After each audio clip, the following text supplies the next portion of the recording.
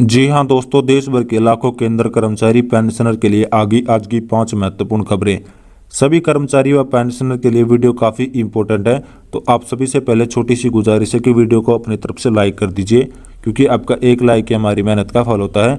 साथ ही अगर चैनल पर फर्स्ट टाइम विजिट किया तो नीचे ब्लैक कलर के बटन को दबाकर चैनल को सब्सक्राइब जरूर कर ले, क्योंकि ये चैनल आपको सभी कर्मचारी, भूतपूर्व सैनिक व बूथ पर जवानों से जुड़ी हर जानकारी समय समय पर व सटीक तथ्यों के हवाले से प्रोवाइड कराता है। तो चलिए दोस्तों, बिना देर ना करते हुए खबरों का सिलसिला शुरू कर देते हैं। आपको बताते हैं इस वीडियो के माध्यम से कौन कौन सी खबर हम आपको प्रोवाइड करने वाले हैं। पहली खबर, बीपीडी का लेटर हुआ जारी। पेंशन को एरियर किस किस को मिलेगा, एरियर की पेंशन के साथ क्या है, पूरी खबर जानेंगे। चलिए दोस्तों, अगली वीडियो खबर आपको बताएंगे फैमिली पेंशन को लेकर आई बड़ी अपडेट। प्रत्येक फैमिली पेंशनर के लिए जानना काफी महत्वपूर्ण है। साथ साथ अगली बड़ी खबर एमएसपी को लेकर है। एमएसपी का लाभ मिल रहा है सभी को, अब अपनी पेंशन बढ़वाकर लाखों का एमएसपी का लाभ आपको मिलेगा। कैसे उठाना है हम बताएंगे। साथ ही जो अगली बड़ी खबर है, 20,484 सैलरी में एक बार फिर से बढ़ोतरी। देखिए क्या है पूरी कैलकुलेशन के साथ हम आपको समझाएंगे। साथ साथ इसके साथ ही आपके 18वें ईयर की मांग को लेकर अंतिम आरित वेतन के 67% पेंशन बढ़ोतरी की मांग को लेकर, पेंशन टैक्स फ्री करने की मांग को लेकर, कम्यूटेशन की अवधि को 15 साल से घटाकर 13 साल करने की मांग को लेकर बड़ी अपडेट। सारी खबरें जानेंगे इस वीडियो के माध्यम से। आप सभी से निवेदन है कि वीडियो को अपनी तरफ से लाइक और चैनल को सब्सक्राइब जरूर कर लीजिएगा। चलिए दोस्तों, खबर का सिलसिला शुरू कर देते हैं। दोस्तों, पहली बड़ी खबर, डीपीयूडी ने माना गलत, एरियर दिशा पेंशन को लेकर गलती मान ली है। डीपीडीओ ने, जी हाँ दोस्तों, आपको एक मामला बताते हैं। सर्कुलर 568 का एरियर जो पहले किसी को 2016 में मिला था, किसी को 2017 में, किसी को 2018, किसी को 2019 तथा किसी को 2020 में मिला था, और लगातार 2016 के बाद अभी तक आपको मिलना जारी है। लेकिन दोस्तों, अभी कुछ ऐसे केस निकलकर सामने हैं जिनका एरियर कम भुगतान किया गया, जिसको कम एरियर का भुगतान किया गया था। इसके चलते हुए काफ़ी पेंशन परेशान है। सर्कुलर 568 का एरियर वो काफ़ी कम हो गया था भुगतान में, ऐसे में काफ़ी पेंशनर इधर उधर भटक रहे थे।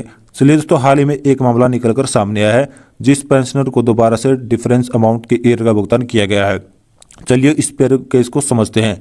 डीपीडी ने एक लेटर जारी किया था सपर्स को, और उसमें डॉक्यूमेंट स्टेटमेंट बनाई, लेटर बनाया और सपर्स को भेजा। डीपीडी ने इसके दिया गलत एरियर का। सर्कुलर 568 का 2016 में पेंशनर को एरियर मिला, लेकिन गलत एरियर का भुगतान हुआ। उसके बाद पेंशनर को सीपीएम ग्राम पोर्टल के थ्रू शिकायत डाली।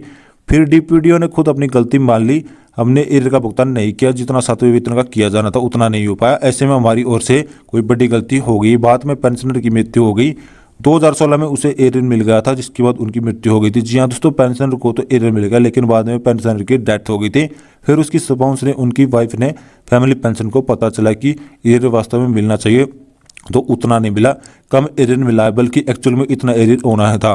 तो दोस्तों, बड़ी बात है, इस वाइफ ने फैमिली पेंशन में सीपीएम ग्राम पोर्टल के थ्रू शिकायत डाली, और दोस्तों उसका असर भी बहुत अच्छा साबित हुआ।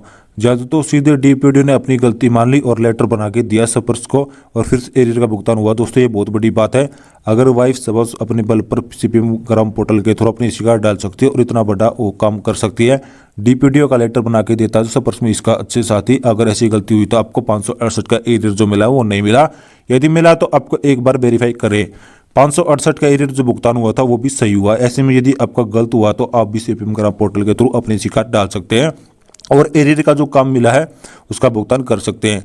जैसा इन फैमिली पेंशन के केस में दिखाया जा रहा है, डीपीडीओ ने खुद लेटर जारी किया। चलिए दोस्तों, अगली बड़ी खबर निकलकर सामने आई। फैमिली पेंशन को सही तरीके से चालू करने के लिए वाइफ का नाम और डेट ऑफ बर्थ डॉक्यूमेंट में 4 जरूरी मैच करानी। जी हाँ दोस्तों, आपको बताते चले कि पेंशनर की डेथ हो जाती है, चाहे वो सेंट्रल हो, चाहे वो डिफेंस हो, चाहे वो राज्य सरकारों की हो, या वाइफ की पेंशन लगानी हो।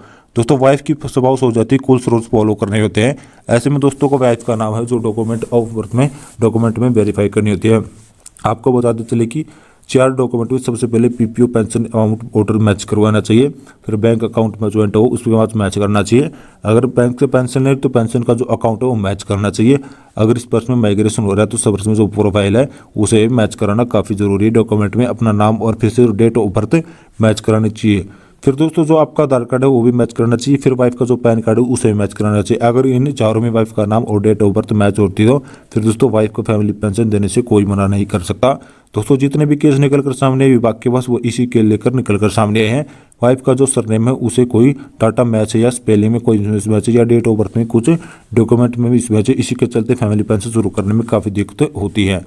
जी दोस्तों, अपने 4 डॉक्यूमेंट वाइफ के नाम खुद चेक करें या वाइफ के स्पाउस को खुद चेक करवाएं। ये डॉक्यूमेंट ताकि फैमिली पेंशन को शुरू करने के बाद कोई दिक्कतों का सामना ना करना पड़े।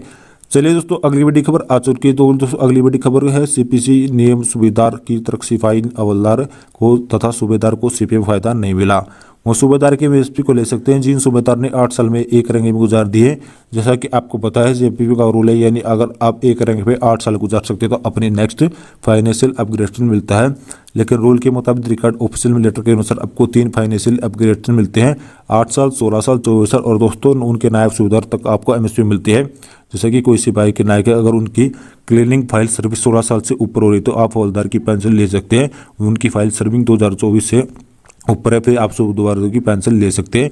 यानी 8 साल ने एक सूबेदार को, 16 साल हवलदार और फिर 24 साल को समय सूबेदार के एमएसपी का आकर फायदा होता था, जिससे उन्हें भी रैंक पर 8 साल गुजार सकते हैं। जी दोस्तों, हमें अभी सूबेदार मेजर की मिलनी चाहिए जिसकी सूबेदार कहते हैं। दोस्तों ये मामला अभी ठंडा है, इसके बारे में कोई भी चर्चा नहीं होती है। निगरान ऑफिस में इसको लेकर सीपीसी का लाभ दे सकते हैं। अभी भी सिर्फ एमएसपी दी जाती है, वही सिपाही, नायक, हवलदार और ज़्यादातर हवलदार ही प्रोवाइड की जाती है, उनको नायब सूबेदार की एमएसपी दी जा रही है। लेकिन अभी सूबेदार को एमएसपी सूबेदार मेजर की नहीं मिल रही। इसके बाद बड़ा फॉल्ट दिखाई दे रहा है। तो दोस्तों इसके बारे में भी किसी भविष्य में अपडेट निकल कर सामने आएगी तो आपको जरूर बताएंगे। अगली बड़ी खबर निकल के आई, आपको कार्रवाई करेंगे, ये भी फायदा मिल सकता है भविष्य में। चलिए दोस्तों अगली बड़ी खबर, जैसा कि दोस्तों आपको मालूम है महंगाई भत्ता 50% टच हो चुका है, जिसके बाद आपका एचआरए में बढ़ोतरी देखने को मिलेगी। जहां पर 27% एचआरए भुगतान किया जा रहा है, उसे बढ़ाकर 30% किया जाएगा। 7th पे मैट्रिक के हिसाब से केंद्र कर्मचारी का पे ग्रेड के लेवल पर अधिकतम बेसिक सैलरी 10,000 से लेकर 6,990 है। उसका एचआरए 30% के हिसाब से कैलकुलेट किया जाए तो आप अपनी स्क्रीन पर देख पा रहे हैं। तो सालाना एचआरए में इजाफा हो सकता है 20,484 का। ऐसे में केंद्र कर्मचारी को बड़ा फायदा पहुंचेगा। 20,484 महंगाई भत्ते के अलावा। चलिए दोस्तों अगली बड़ी खबर की ओर चलते हैं। अगली बड़ी खबर निकलकर सामने आई, कर्मचारी पेंशनभोगी संगठन में भारतीय पेंशनभोगी समाज लगातार सरकार को खूब प्रतिवेदन सौंप चुका है और कर्मचारी पेंशनभोगी संगठन के साथ भारतीय पेंशनभोगी समाज को केंद्र सरकार ने उम्मीद है कि उनकी मांगों पर कार्रवाई जल्द की जाए, जो केंद्र सरकार लोकसभा चुनाव से पहले आचार संहिता लागू करने से पहले उनकी कुछ मांगों को पूरा कर सकती है। जबकि केंद्र सरकार ने पेंशनभोगी मांग की 18वें एरी की भुगतान की जाए, साथ साथ अंतिम आयित वेतन के लिए पेंशन मिलती है उसका 67% अंतिम आयित वेतन के साथ ही पेंशन को आयकर से मुक्त करने की मांग की जाए। कर्मचारी संगठन पेंशनभोगी संगठन की ओर से साथ कमन की अवधि को केंद्र सरकार 15 साल से घटाकर 13 साल करेगी, गुजरात सरकार की तर्ज पर, जैसा कि गुजरात सरकार ने किया है। जी दोस्तों, ऐसे में मांगे कि कर्मचारी पेंशनभोगी संगठन लंबे अरसे से केंद्र सरकार के पास लंबित हैं। अब देखने की बात है लोकसभा चुनाव के पहले केंद्र सरकार इन मांगों को, कौन कौन सी मांगों को मंजूरी करती है। तो दोस्तों हम आशा करते हैं कि आपको हमारी जानकारी पसंद आई होगी, तो वीडियो को लाइक करें, शेयर करें तथा चैनल को सब्सक्राइब करें। तो दोस्तों मिलते हैं एक और नई वीडियो के साथ, नई जानकारी के साथ। जब तक के लिए धन्यवाद, जय हिंद।